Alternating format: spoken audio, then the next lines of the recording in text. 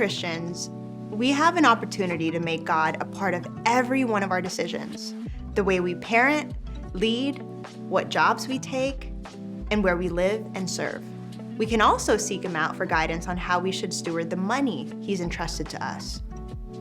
And yet the way we invest might be the most overlooked area by those of us who are motivated by our faith. Christians steward an estimated 1/3 to half of the world's invested wealth. Think of the impact this money could have if it were to reflect God's heart. Investing not only gives us an opportunity to partner with God, we also have an opportunity to commune with Him and seek His guidance on how to deploy the resources He's entrusted us with. We should have every expectation that in doing so, we'll experience more of Him and that He'll use us in the building of His kingdom.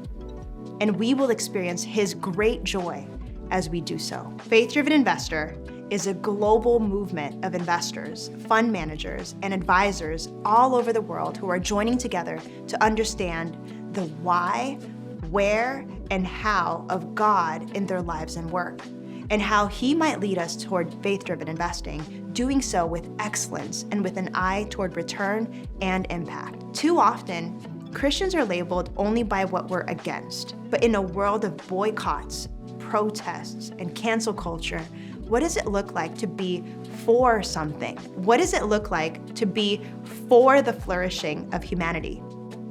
And how can our invested dollars reflect this perspective?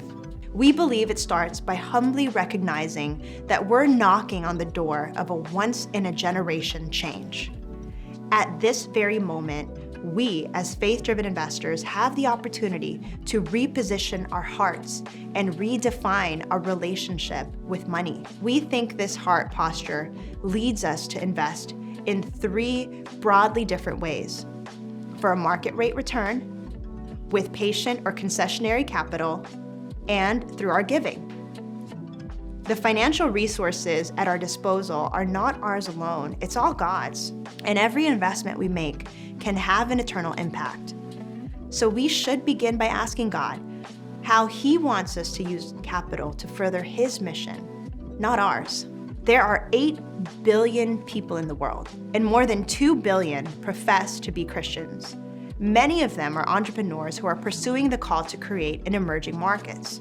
We have a great responsibility as faith-driven investors to come alongside these founders and to back them with our capital. Not simply because they share the same faith as us, but because we're called to lock arms with our brothers and sisters in Christ who are pursuing their call to create in active pursuit of loving God and loving people. Deploying capital in the people who share this passion is how we can move the needle in markets where great opportunity for innovation exists.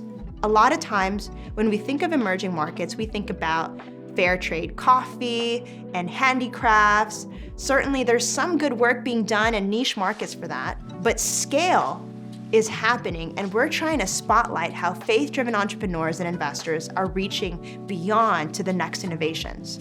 Big ideas and initiatives that can build scale and even develop new market segments. In the past, a lot of these great ideas died on the pages of a notebook. Today, there's the potential for many more ventures to move from ideas on paper to actionable plans that are ready to go. Today's tech world is making it possible for concepts to go from prototype to mass scale at a pace we've not seen before. What may have taken decades can now be accomplished within a year or even months. The work of helping entrepreneurs go from idea to concept is a big one. To help answer that question, I want to start by watching this story on Gearbox out of Nairobi, Kenya. Developed over years of working with entrepreneurs, the Gearbox model links together the knowledge along with the tools so entrepreneurs can take their next steps to go from ideas to prototypes. The Gearbox model is one that works collaboratively and closely with entrepreneurs, and they have a wonderful story to share. We are the fastest growing continent, 1.3 billion people and growing. Out of that 1.3 billion, 70% is young people aged below 35 years. Besides that, we have a median age of 19 years. which essentially tells you the future is in Africa. We have a generation rising up on the continent that is viewing itself as a solution provider. Kenya has one of the fastest internet penetration rates. It is a highly dynamic market. Nairobi is known as the Silicon Savannah. A lot of significant innovations coming out of Nairobi. We're seeing innovations within healthcare, agribusiness, manufacturing. Kenya is the economic heartbeat for the region. Kenya is a country that has actually, stabilized. And so you now have an ecosystem that is very supportive of innovation. In my work, I support engineering, but I'm not actually an engineer, I'm a scientist. By understanding the way that nature works, the way that materials come together, the way that they're constituted, it gives you the power to manipulate them because you understand why they behave the way they do and to convert them into the forms that are useful in the marketplace. Over 10 years. I always had an interest in technology in general. My father, his background is in economics, but he had this interest in being able to make things. And so very close to here, he had a small workshop that he set up. What he was doing is buying scrap brass and then smelting it and converting it into hot combs. People in this part of the world will remember, ladies especially used to straighten their hair using hot brass and put it onto a stove. When it's hot, you sort of comb your hair with it and it straightens it. That exposure was very influential in my future plans for my career. There are different types of engineers, different types of scientists. Some are more theoretical and some are more practical. Both are important. But our education system measures people's capacity on academics. My frustration was that some of those students were exceptional at making things and they didn't have that opportunity. And so I began quite quickly trying to create something that would allow them to have especially a greater exposure to the practical side of engineering. Gearbox is set up as a non-profit. People who have an idea for a machine or a product can come to make a prototype here. And then with a prototype, they can test the market. They can do a proof of concept and UX, user experience exercise, and that should enable them then to be able to raise money to start a company. This is the Water Hub, a product of Water Hub Africa. This machine solves the problem of revenue collection at water points. All this data is being collected, and this is what all our clients will see once they log into this. For every country, it will actually give the cost in the currency of that country, and they can see all the transactions that are taking place in this machine. Water shortage has been of a great concern in arid regions, especially the sub-Saharan part of Africa. So to cater for water shortages, we have to employ smart technology to help boreholes and remote water solutions to cater for calibration as well as serve the community effectively. Basically, this is the customer engagement unit. We have a screen and an NFC tag reader here. The button on my left is for dispensing water for the water bowser and the cattle. The button on my right is for the consumers who come to fetch in water from this point. Once a customer comes, you place your card, then it just automatically starts fetching the water. The number of tokens to be loaded on this tag determines the amount of water you're going to get when you come to dispense water from this point. The system gets its water from a borehole. The borehole is totally utilizing solar energy, so we pump water from the borehole, which uses its energy from the solar. The solar station is just ahead of you down here. Gearbox sees itself as a factory of factories. We believe that we should be able to give people, particularly on the engineering side, whatever they need to develop a process, a machine, a product, and then go off and do it. There's a young man called Alela whose sister gave birth to a child who was born deaf. He was able to partner with a young lady called Chalmis, who is an electronics expert, and together they created gloves that a deaf person would wear. Sign.io is a sign language to speech translation glove that aims to extend the communication capabilities of individuals with a speech impairment.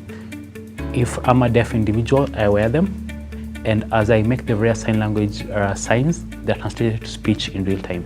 The gestures are vocalized on your phone. It's a glove of love because I have nieces who are 11 months old, and unfortunately they are born with a speech impairment. You've seen what we can do at Gearbox, helping entrepreneurs go from an idea to a prototype to be able to test in the market. But what we're doing here is the next step. What happens when an engineer wants to create a product that will use technology to solve the problem that we're facing every day? He might be able to create the design, but when he wants to manufacture this at scale, he has to seek those resources overseas. That becomes time prohibitive, becomes cost prohibitive, and then prevents that solution from hitting the market. We are solving that problem by bringing world-class electronics manufacturing here in Nairobi, Kenya, to service the entire region. We together created a joint venture here called Gearbox Europlacer that allows us to make circuits. And when COVID came, it found us in the middle of our feasibility study, and it became evident that there was something there. And so the factory set up. So this is the start of the SMT line, where we apply solder paste to the bare PCB. And then the board will be automatically ejected into the next machine. It essentially will look like that. We can produce such a device at a rate of 700,000 to 800,000 devices a year. What inspires me, basically, I'm a Christian, and I feel that there's an urgency for people to understand who Jesus Christ is. You can have the most industrialized country with all the beautiful technologies and so on and still fail to make it to heaven. What's the value of what I'm doing if it's not critical to lives getting saved? I believe that this kind of setup for me is a way to access people and talk to them about faith. We train them, and as a very important part of the training is life skills. So we talk about culture, we talk about what we believe and why we believe it, values, and Jesus Christ, all this comes up. It was almost like providence, divine providence, that we should create this company. And it continues to grow, and we're very excited about the prospects as we look at trying to get to a point where we become a supplier of electronic circuitry for the region. There are many people who had a wonderful dream even when they were young, but never were able to develop it because the ecosystem failed them or whatever reason. I think it's never to lose hope, to understand that we're all here for a purpose. God gives us gifts and gives us something to bring to the world. And that if you just keep on believing and applying yourself through prayer and action, that there'll be some way that it will come to the surface. And you should learn how to be hearing God as well as possible. What is the role of faith? For the longest time, there was, I think, a separation between faith and enterprise.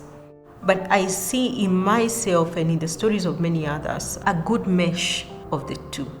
It is a space that God has called us to serve. And in that space, we are serving as co-creators with God. It is a place where we begin to understand that our calling first is to be believers. And then we are called to do entrepreneurship.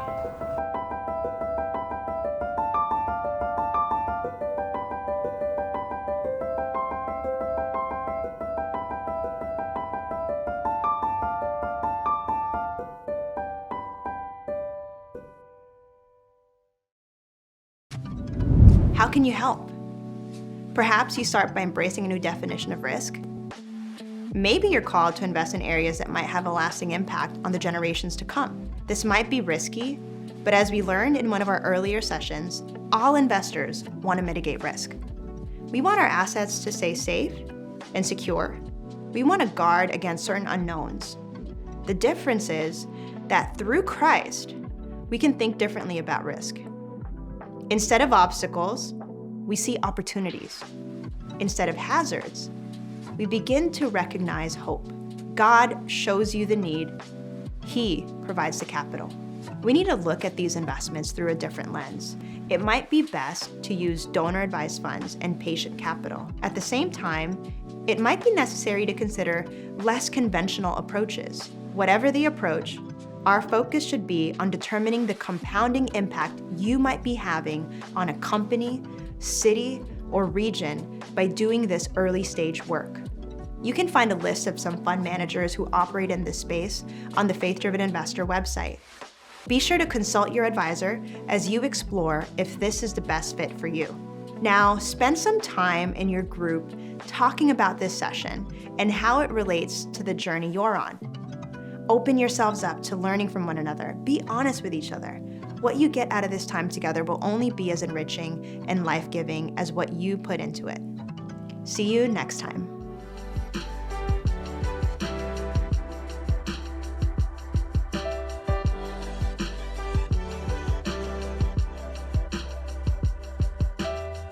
Faith Driven Investor is a discipleship ministry from Faith Driven Movements, a non-profit corporation whose mission is to inspire and mobilize people to use their time, talent, and resources to impact the world around them.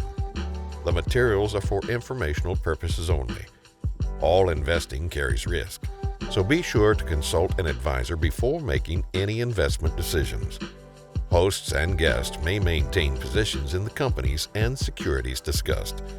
For all other questions, please visit faithdriveninvestor.org.